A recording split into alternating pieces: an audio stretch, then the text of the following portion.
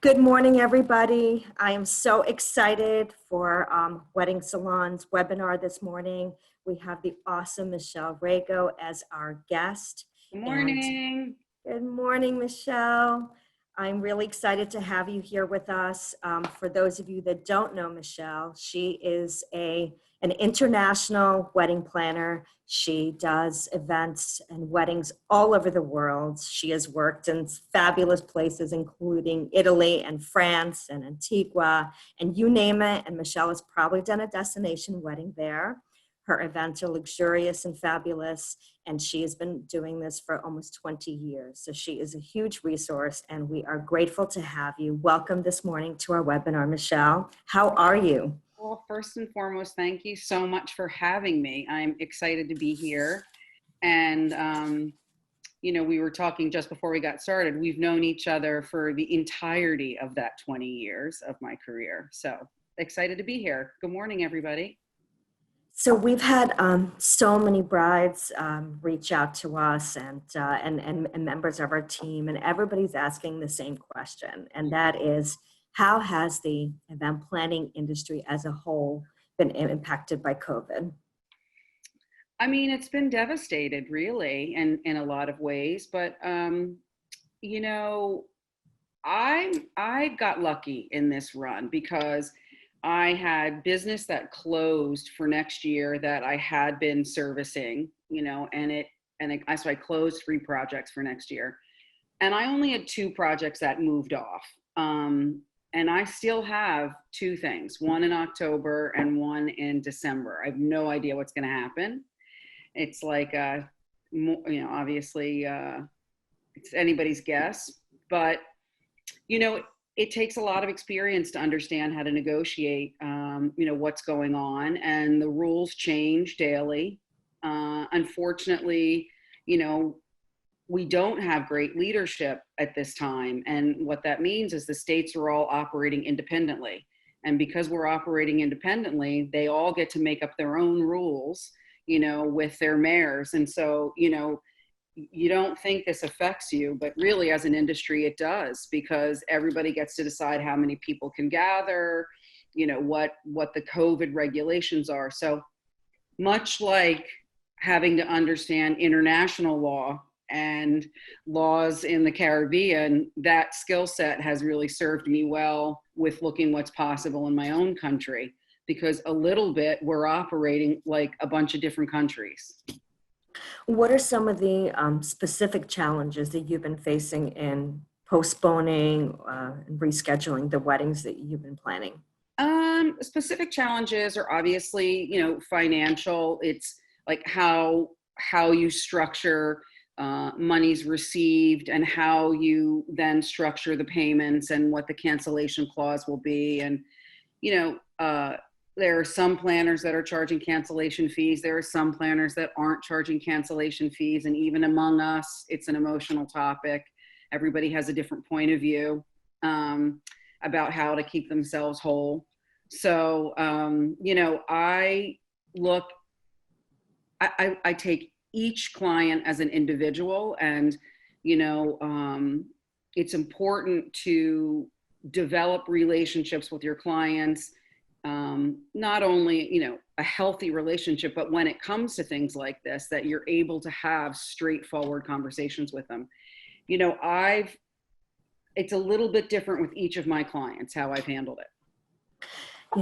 You mentioned something interesting that I don't think a lot of couples realize, and that's when a planner postpones, in essence, we have to plan the entire project all over again. Yep. So it's twice the work for the most part. It is. I mean, anytime someone changes a location, I always, in the sales process, I try to define for people what that initial process is, that it takes up to 2 months. If you're really doing a budget right, anybody tells you, you can make a budget and say, history tells me you're going to spend this. But to really get proposals from potential vendors and to really vet it in reality, you say, it takes me 8 weeks to get you this. And I say, I try to equate that to hours, that in order to get this whole house built, it takes X. That's the hard work, right? And then you get on a steady pace of planning. So if you do that successfully, when you get into this situation, you're sort of able to go back and say, okay, so that, remember that initial process. So we're starting that all over again. And so you're sort of able to have a conversation with people to talk about, what it's going to take. And that could either be financial, but it could also be, look, your wedding's planned. I'm going to put you on mothballs until, in some instances, February of next year. Like we don't need to talk. And so what is it we need to do now so that you can go back into your corner, and then we'll bring you back out again so that you're not doing this for a year. So the brides that are planning at home that are thinking to postpone their weddings, what are the things that they have to think about? Like, what should they do? I think that you have to think of an authentic communication to your guests. And, I've seen all different ones. I've seen, funny and heartfelt. So I think you have to do a communication. I like it to be mailed, but digital's fine as long as you follow up and you know that everybody's gotten it. And then I think that you have to have, if you have a planner, then your planner's helping you have conversations with each of your vendors. If you don't have a planner, then you need to have a conversation with each of your vendors so that, you can set up how the system is going to go. Like if it's a year or 18 months out, you don't need to be in constant communication. You need to sort of wrap up each relationship in a bow and then put a time frame in the calendar of when you're going to touch base. Understand if it's invitations, okay, great. It takes for the creative, I need 8 weeks or whatever it is, 8 to 10 weeks. Then you know that you have to set up a work plan to live into that 8 weeks. So, I think you have to look at, each one. And like if it's your music, you could say, okay, I'm going to take this time to, review the music and make my own lists. There's lots you can do to have the process feel fun. I've also I have a bride she's so sad, which I get. I mean, these have been some of the hardest moments postponing weddings. I mean, because I'm Italian. I feel it. I feel so badly for everybody because how important it is. But we've made up little things like their wedding's going to be in Ireland. So there's a mailing of whiskey bottles, and they're setting up a Zoom with, the bridesmaids and the groomsmen on a certain date.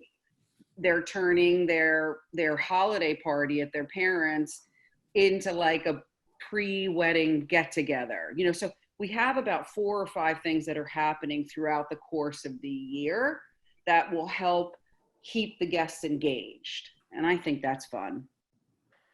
What is your experience in dealing with venues? Have they been fair? Have they been offering same Saturday dates? Have they been great with refunds if that's what the client is asking for? See my face?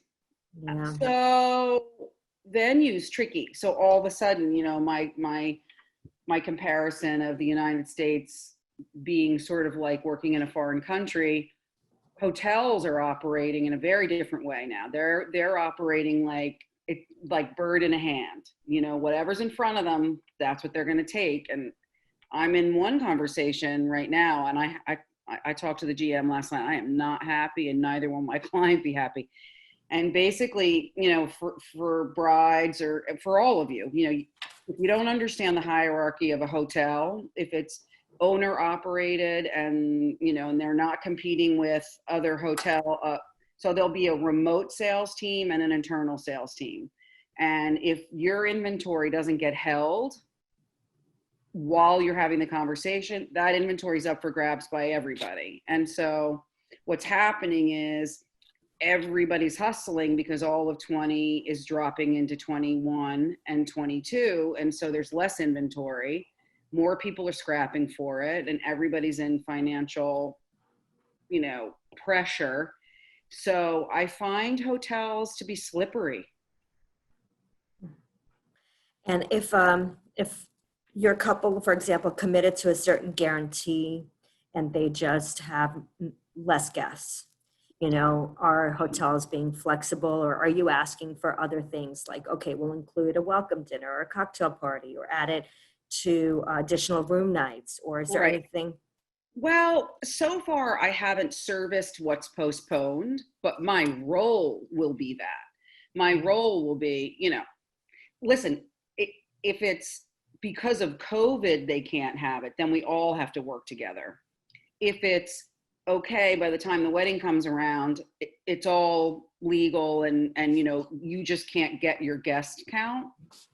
That's a conversation and a negotiation with the hotel to say, okay, you know, they just couldn't meet their numbers. So are you willing to either, I mean, I don't know how many hotels are going to be willing to give revenue back. I would say it's probably all an added value. What specific changes are you thinking of making to your weddings that are next year that reflect specific COVID guidelines or Yeah. creating? Yeah, it's going to be interesting because, 18 months is a long haul to say that no events are going to happen. So we're putting sort of, I'm doing an event in October, and it's in a state that right now is allowing up to a certain number of people. Uh, so we're going to, for my team, I've created COVID kits that are branded for travel, so they feel good. So, it's got hand sanitizer and masks and wipes and all the things that you'd feel like, your mama would give you if you were going out in the world, right? So we do that. Then for guests, we're definitely setting up. We have, excuse me, for us for load in, I have a health team on site. So, so there's going to be a person whose responsibility is to keep track of all the vendors and then the guests, and not from a security point of view. It's just from a health, making sure you're following regulation. So then, we'll do masks and, we'll design them, and you can have them with, scented filter if you want, lavender, make it whatever you want.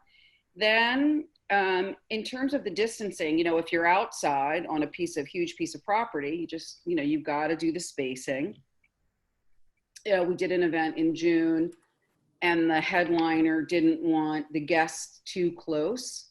So it was on a horse farm, and there were those jumping gates. I forget what you call those. Somebody on here knows what they're called, but and so we pulled them off the riding rink and left it in theme and made sure that no one could get close to the headliner.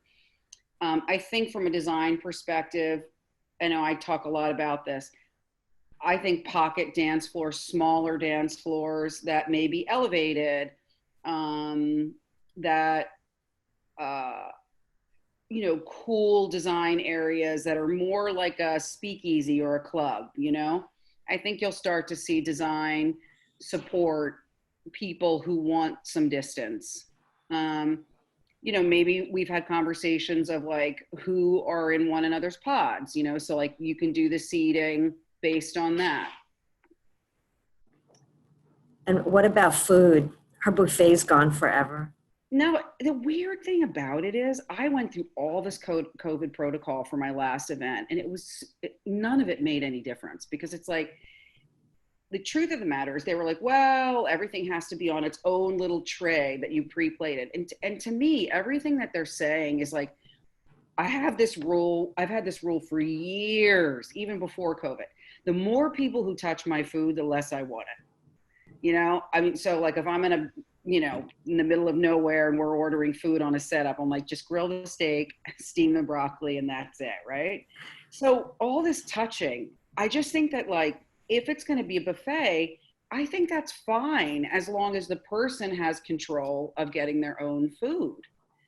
I don't really think the COVID regulations around what they're asking for really make sense, but my team would spend hours telling you the amount of time they put into it. And so, I don't think buffets are gone forever. I think you have to pull them apart and make, just like with everything else. If someone's grilling and you're grilling right off an action station, I really, having done it, I think it's important that people mask or wear a face shield. Um, you know, they had us doing like where you ordered your drinks and then they had to put the drinks at the end and you had to go get the drinks, but the bar was really 5 feet deep. And I was like, well, that's, again, now everyone's bumping into everyone. It doesn't make any sense. Do you recommend for brides to do any kind of testing, temperature checks, or anything like that for either staff or guests upon entry? I think for staff, first of all, I think for staff, it's a great idea.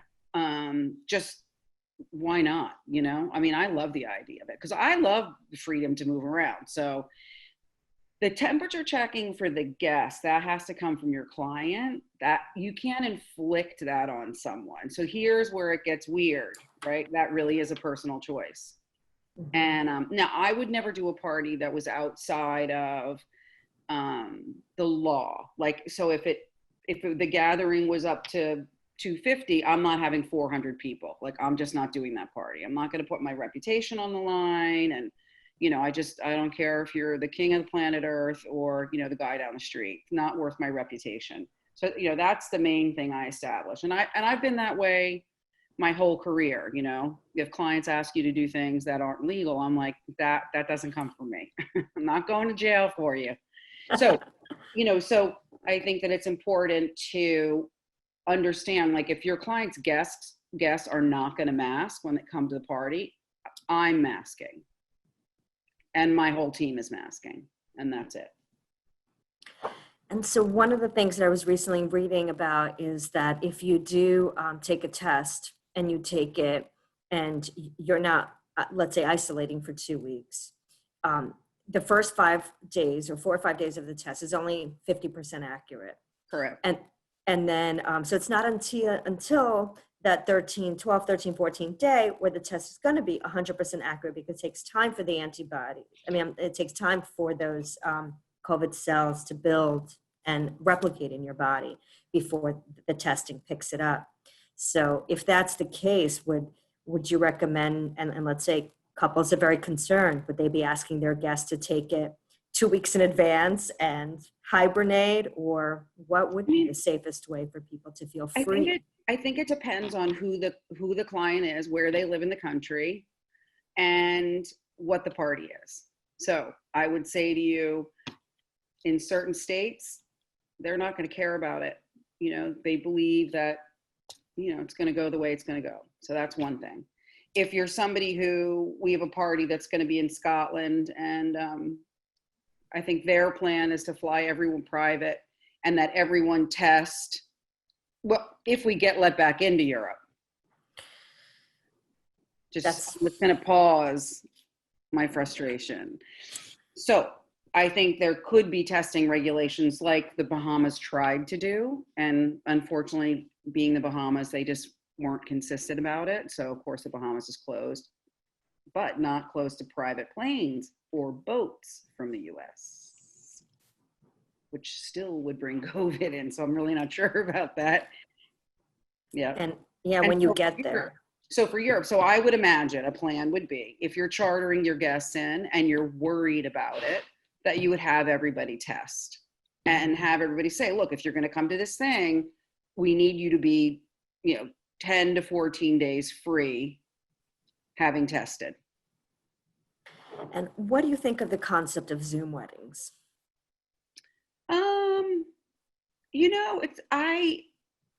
I think it's, if you make it sweet, and I have a lot of clients who really want to get married on the day, right?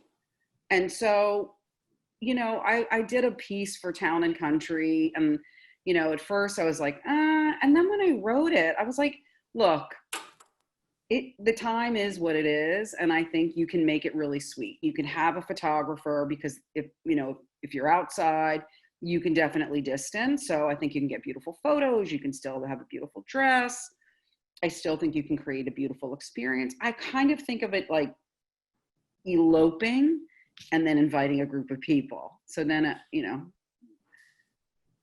and if you have a pod and you can, maybe you could have a very beautiful small luncheon or dinner, I think you can make it nice and then have the other people included in part of it. And what about weddings? What's your take on that? A lot of people are talking about it, thinking of doing them.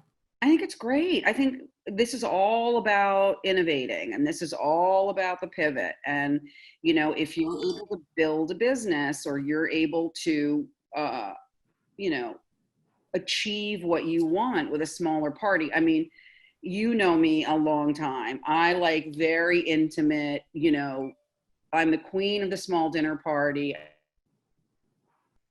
Yep, Michelle, can you hear me? I can. Oh, cool.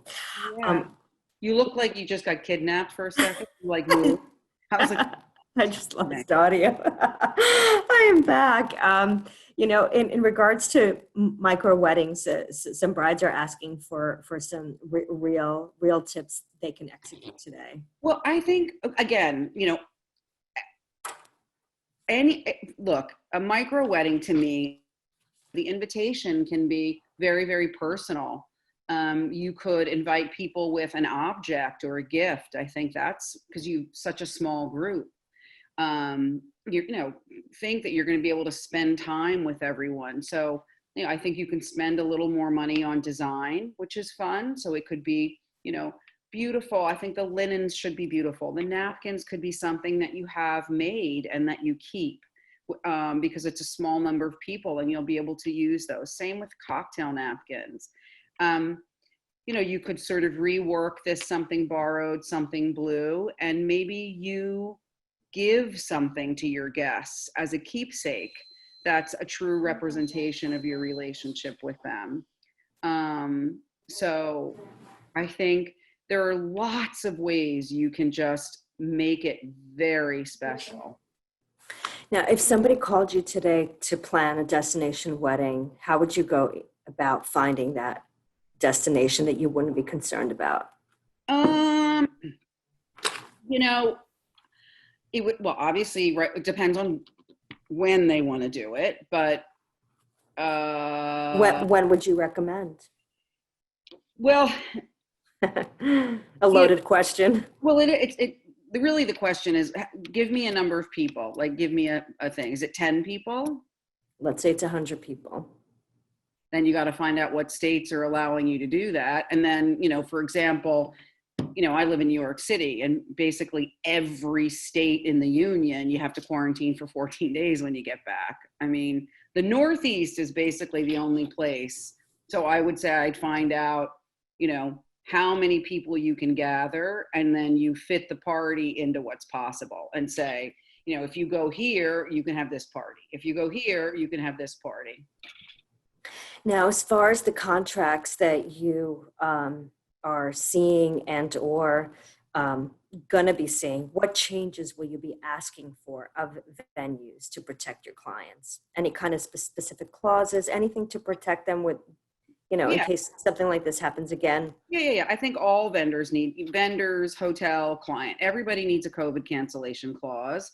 And that COVID, I had everything. I specifically put the word COVID in. I actually have great cancellation, and I always have abuse clauses. I have all that stuff in my contract because I've traveled so far and wide with, young girls for a long time. So I take all that really seriously. But yeah, you want those protections in, and, this is our first pandemic, but I would imagine there are going to be other lovely surprises in the future as well. So you just, you got to have an out. Do you feel comfortable planning large weddings at this point in time? It's definitely it's hard because the one that I'm planning in October, it's legal. And then of course you look at the numbers of the infection rate and you think to yourself, should I be doing that? And then there's a part of you that says, okay, the economy is suffering, especially my industry. And if there's an opportunity to do it right, shouldn't I be doing that? And then, it's hard. I go through every range of emotion around it, and I will until the day after. If it happens, I'm going to need a week to detox in my mind. And how do you protect your clients against vendors that might go out of business? I can't. I can't. I mean, I honestly, if they do, fortunately, like if somebody goes out of business, I mean, my immediate thing is to deal with finding someone who can do it, obviously, you know? My first thing is like, who's going to fill in? And then the rest is figuring out how to recover money. Do you recommend for brides to hold back deposits, or to, instead of doing a 50% deposit, to now renegotiate and say, well, we're going to do 10% down now, and and So, stagger it? no, I mean, first of all, the challenge with any vendor 2 years out, I mean, let's be honest, COVID or no COVID, this is an industry of, if it's a new business starting out, I mean, that risk is there always. Yeah. Now, you just want to protect yourself in terms of, if COVID, to me, the game is if COVID doesn't allow you to have the event, that language we talked about. Now, do I think that, would hiring companies that are reputable be a smarter choice? Probably. That have history? Probably. You want to think like who's been around and who's going to be around. And then do I think you should penalize companies financially because it's COVID? I don't. I think that's how they stay in business. So I think that if if everybody withholds, you're like, well, like, where's their revenue coming from? Everybody needs operating capital. So, maybe you pay them the 50% deposit and maybe you space the deposits out. If they required, maybe you renegotiate, how that money goes. But like everybody needs money to operate. Right. And overall, how do you think the destination wedding industry is going to change? Well, I mean, if the United States keeps it, I mean, listen, we're in a real problem. I don't, I could answer this. If I had a glass of wine in me before this answer, we are behaving very badly as a country. And I talk to my friends in Europe all the time, and they're kind of floored about how we're behaving, because in other countries, they all come together and they all say, we're coming together to fix the problem. And here we're like, this has become a political issue. So destination, what will be interesting to see is, how do they move forward with us not being able to get a handle on who's infected and who isn't. So I don't know. I mean, I do think that, clients of mine are hungry to go back and they want to charter private planes to be able to get in best. What is the best way to let all your guests know you postponed your wedding or your event? I think you should, depending on how many people it is, you can either call everybody or you can make a cute little card and send it. And if you know the new date, you send the postponement and the new wedding date. Now, how do you deal with uninviting guests if you need to make your wedding smaller? I think you're just direct with them and say, this is a very difficult call to make due to COVID. We're only we're only allowed to have 25 people gather, and I'm heartbroken, but unfortunately, we're not going to be able to proceed with the wedding as I had imagined it, and I'm sad I won't be able to have you there. You think it's best by phone or definitely not email or? I mean, generationally, to me, it's a phone call. But if when it comes to uninviting, canceling, different. If nobody's going, but if you're uninviting people, I feel like you have to have a conversation with them. What about putting together printed versus digital invitations at this time, considering that there might be changes? Do you think it's still worthwhile for couples to put together printed invitations and incur that cost? I think if it's destination and you're I think a website always for destination is an excellent tool for communicating change. And so if you're that gal that wants to do a printed invitation, and you can still use the website for communicating things and do email blasts. And then we have some questions just about you personally. How did you get into this business? I started out, I went to cooking school and I started out wanting to open a restaurant. Then I worked in the hotel industry, and it was at the Hotel Maclo. There was an event, and we hired a floral team to come in, and I sort of was like, wow, what is this? You know, and the lights and the whole thing. And I was kind of gobsmacked by it all. And, you know, then I, you know, went to work for somebody to teach myself how to do flowers. And before you know it, I'd sort of backed myself into the industry. But I did flowers for a really long time, and I had to figure it out. So from there, that really, I feel like I launched my destination career in Harbor Island in the Bahamas. And someone just asked about food trucks. What do you think of that concept if you're doing an outside wedding and instead of having a caterer, just having a series of food trucks? I love it. I think it's fun. I think it's innovative. I think anytime you represent food, I think that's fun. So I love it. There was an event in New York City once called Truck and Train, and it was all food trucks and the band Train played. Fun. And so if somebody hires you for an elopement, how do you plan it? What's the process? So if you're planning an elopement, if it's the groom or the bride, depends, you know. But, you know, I think that, you know, I always ask, like, what's the experience that you want to have? So in finding out the experience that they want to have, then I'm able to recommend a country, a hotel, you know, events. So, you know, it's just important to say, you know, do you want to be at the beach? Does food matter to you? You know, what do you want to be on a boat? You know, that just all the questions that then would lead you down what your resources are.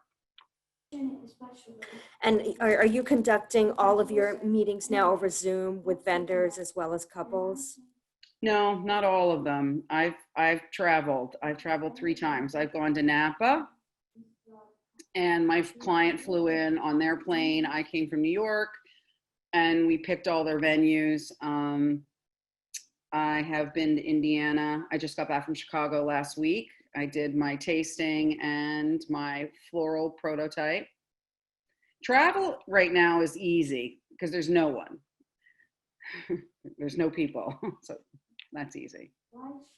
What would you say is your number one challenge right now? What's the most difficult thing that you have to figure out for your clients? I think the question that people keep asking is, you know, what's going to happen with COVID? And, you know, I've always said, you know, the hardest part about being a planner, again, before COVID, is what we do is based on human behavior. And, you know, it's a little bit, you know, I depend on people to, you know, live up to the relationship that I've set forth. And so the challenge is, you know, people are behaving very individually right now. So it's difficult for me to anticipate what normally I can anticipate. And that's hard. What advice do you have we have a lot of venues that are listening. What advice do you have to them in terms of what they should be thinking about to properly service planners and weddings that are coming in? I mean, you know, I think venues have one of the greatest challenge because, you know, they're being, again, the regulations change on, you know, who you can do how many people you can do inside and blah, blah, blah, blah. So I think, you know, having a solid plan about, you know, if the hotel is normally 100 people, but you can only have 50, it's, you know, really working hard to set forth those guidelines so that when we enter into the relationship, we are able to carve out what that baseline piece of business is. And if it changes as time goes on, it's just having really open communication about, what's possible. If they've got, maybe they didn't used to do certain things, but, if they have an area where tenting can happen. So now, ceremony, if the church is just not going to work, which is, we have this challenge because it's too small with COVID, then it's like, great, we have this beautiful garden. We're going to put a tent up and marry outside. Check. We've fixed that box. And so it's rethinking their space, I think. And I think, I do think that there's a lot of madness around how the food is handled, that in the end, I just think it's less complicated than people think it is.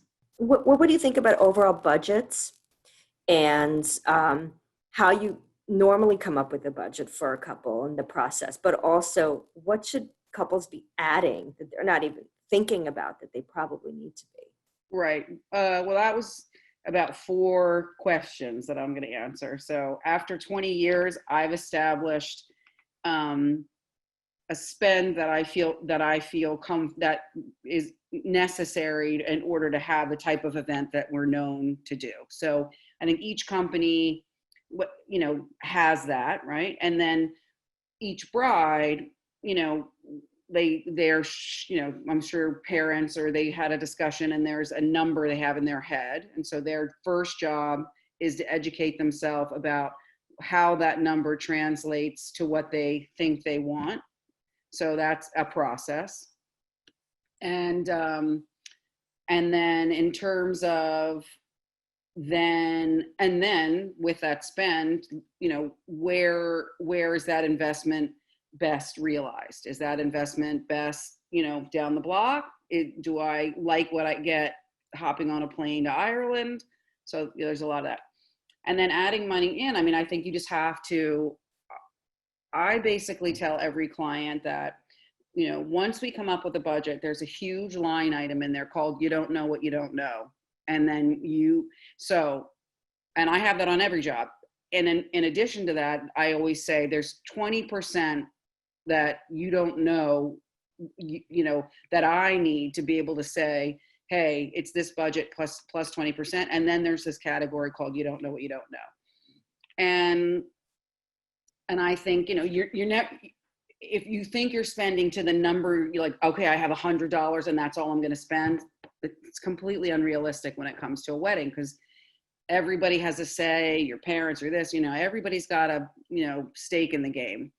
And then it's an emotional purchase, and, you fall in love with things you didn't even know existed. So all those things have a voice, that you in a budget. And then I would say money they should account for is what people don't see in a budget is the not sexy stuff. It's the infrastructure. So it's the labor, it's the trucking, it's the paying for people's meals, it's the lighting, it's the rider for the sound, and all that stuff that you're like, wow, I'm spending how much on that?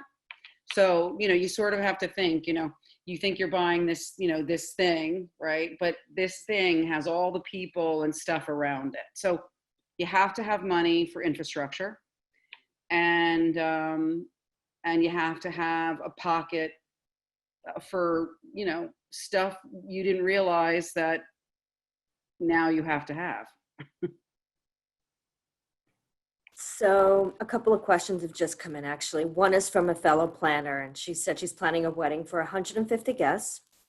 And she said, my client and I have been working together for a year. It's a large event at a venue. The venue is not instructing guests to wear masks while in the ballroom.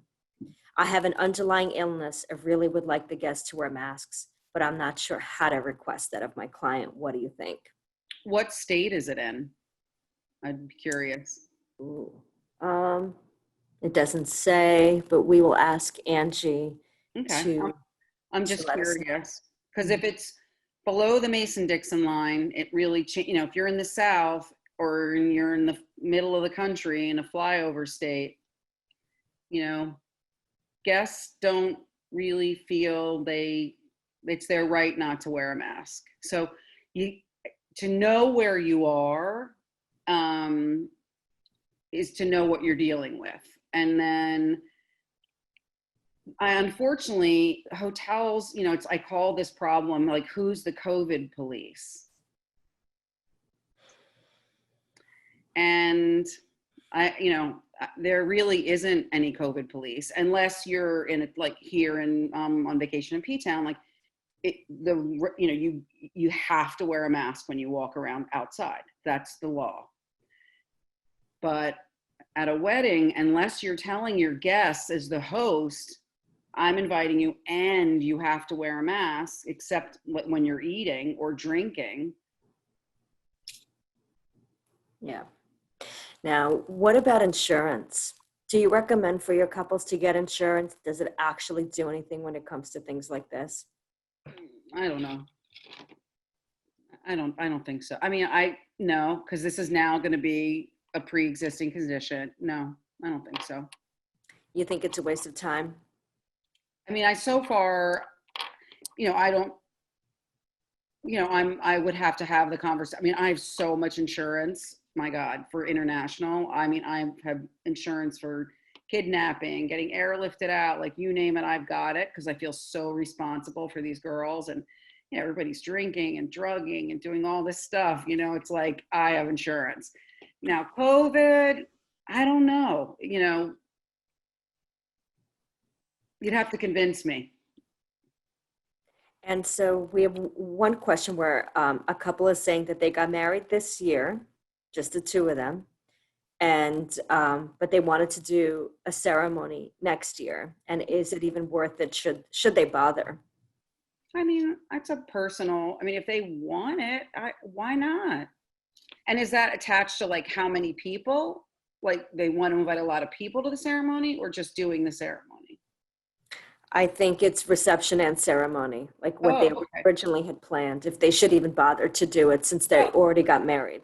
The thing about this is, loving the time of COVID, you have to be a little more last minute about it. I mean, I think that, if you want to wait and see how this all plays out, I think, we're all going to have to see how the election plays out. It's going to be a very different world if it goes one way or another, because one team wants to play internationally and one team doesn't. So it depends on who gets in. And then I would wait and see. And then I would, everyone's going to take a deep breath and see then what the long haul really looks like, with vaccine, with all this stuff. So if you want to do it, I would just, wait till the end of the year, see where we are, and then condense the time frame. Mm-hmm. You'll always find a place.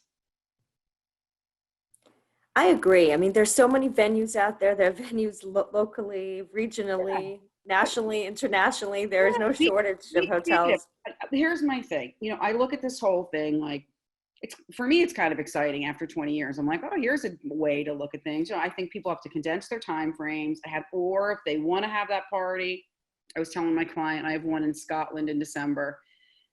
And I was talking to him yesterday. He's like, well, and so we have a backup venue in the States. And I said, just play it to the end. I mean, see if you can get there, get there. If you can't, we look at the financial, investment either way and make a decision. So are you contracting with local vendors in that case, or are you just putting them on hold so you can make those decisions very easily without having financial liability? These two projects are all contracted out, and then they have a COVID clause. So if they have to move, they move.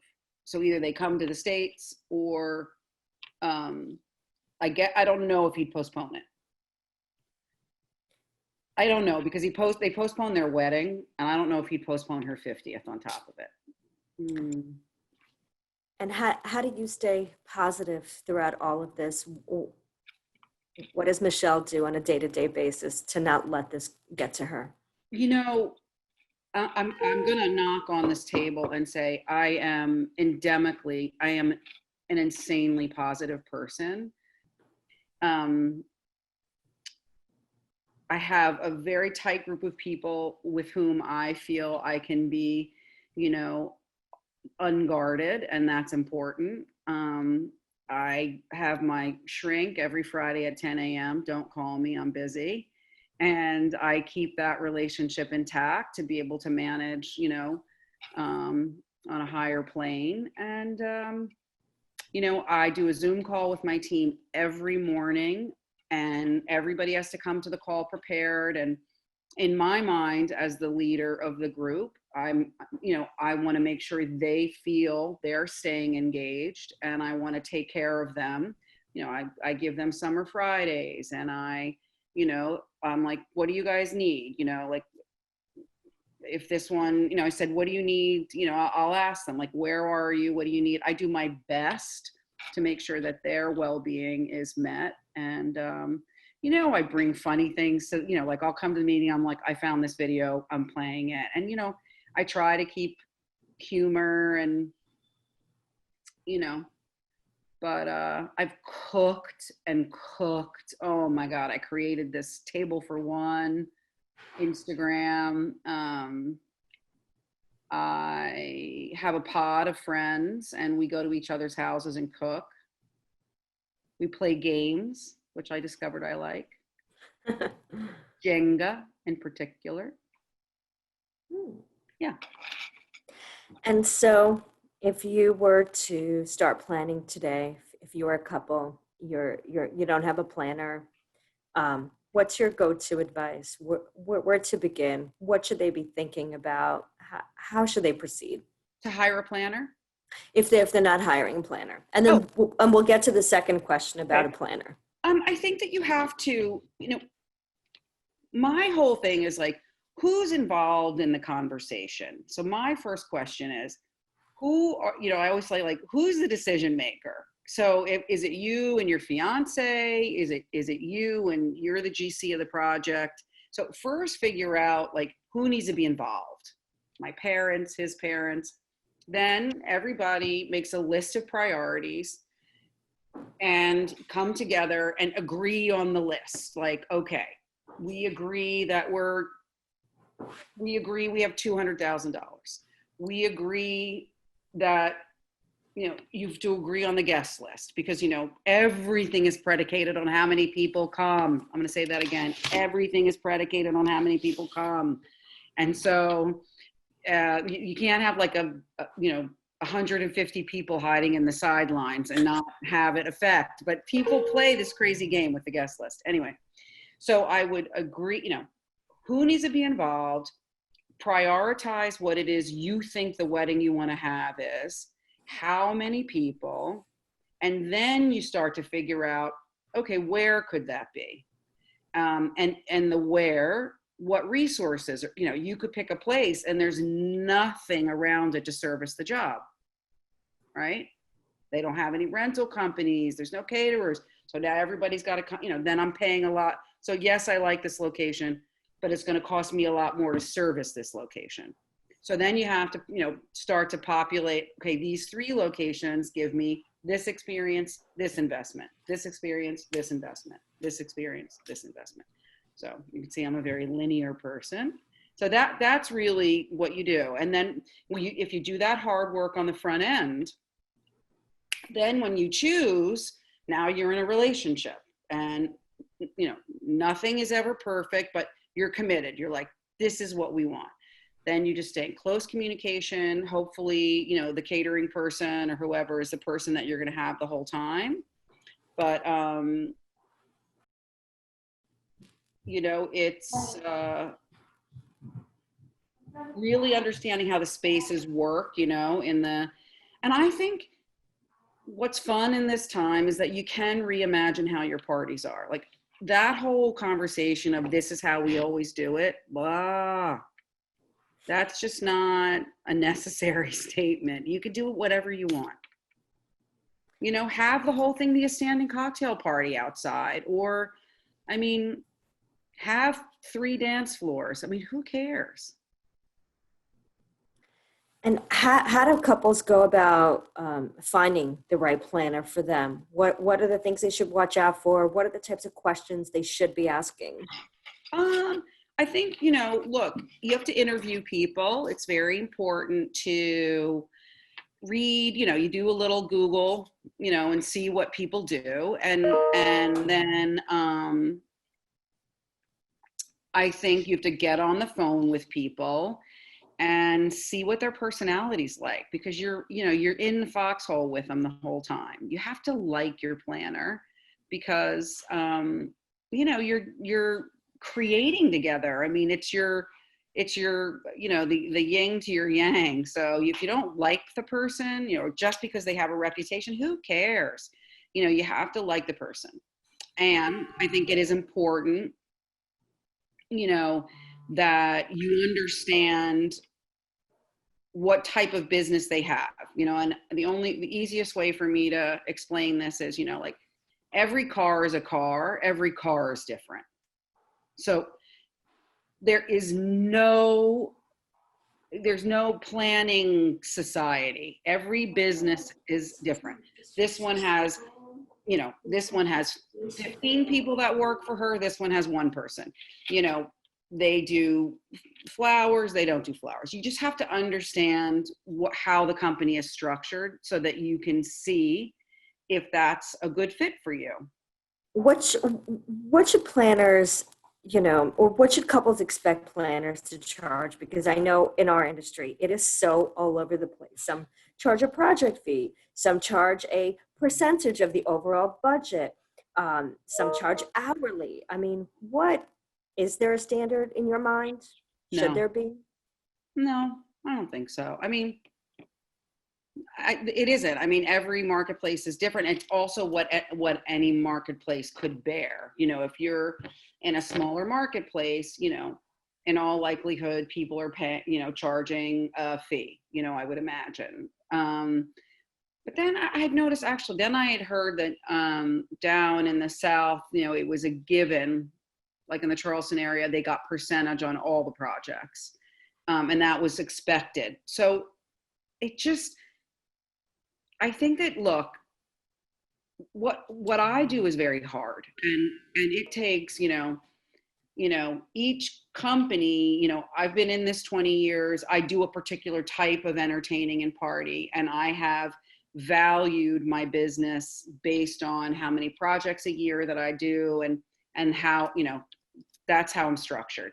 So you're going to have planners that charge a percentage, you're going to have planners that charge a fee, and those fees will vary, and it'll be by marketplace. So I just think that you have to believe, as with any consultant, that you see the value in what they're bringing to you, the planning team.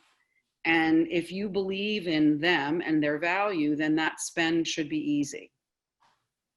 Yeah, absolutely. And in my experience, the couples that have not hired a planner at the end always say, oh gosh, I wish I did. This was so much work. I don't think people realize how many details and how much work it actually is until they start to do it. Well, and again, it's all based on human behavior, so if you have a wedding and there's 100 human beings that are servicing your event, it's a lot of communicating. And, the thing is like I always say, my commitment is to my client and their vision, right? So, I'm always like, I'm the advocate for the vision, and then, this vendor flies in and they're like, we need purple glasses for everyone. I'm like, we don't though, but such a good idea, but we don't, and you're always like, what a great idea, such great enthusiasm, just not for this, so there's a lot of like, you want to see what their creativity is and you want to know, but then in the end, we do the editing together, right? And some people, like, I love that process. And for some clients, that's a very stressful process. And, the only comparison I can make to that is, you'll get that I like a metaphor, obviously, but it's sort of like in wedding dresses, it's sort of off the rack versus couture. Two very different experiences. And I know a lot of brides who can afford to do couture, but emotionally, that's a very different experience. You're giving control back over to the designer. You don't really have a total say. You do, but you don't really. So it's like, and sometimes just, getting that one of a kind dress and making changes to it, that's like enough for 90% of the people, right? So it's just understanding what's important to you. I always say the planners are hired to protect the guest experience, Yeah. And so, and with that, I want to thank you Oh, you're for welcome. joining us today. It was such a pleasure to connect with you and speak to you. And I know our couples are, learned so much from you today, and also other members of the industry. And you're amazing. I'm so happy to see you, and I wish I could see who was all here today. It's like, it's wonderful to have the opportunity to, share my experience and my history, and more than anything, just to connect. I know. I feel very privileged to be in a position to be able to help our community, especially right now. And so I thank you for joining us, and thank you everybody for listening, and stay tuned for our next webinar next week. We look forward to seeing you soon. Bye, everyone. Bye. Thanks for having me. Bye-bye. Bye, Michelle.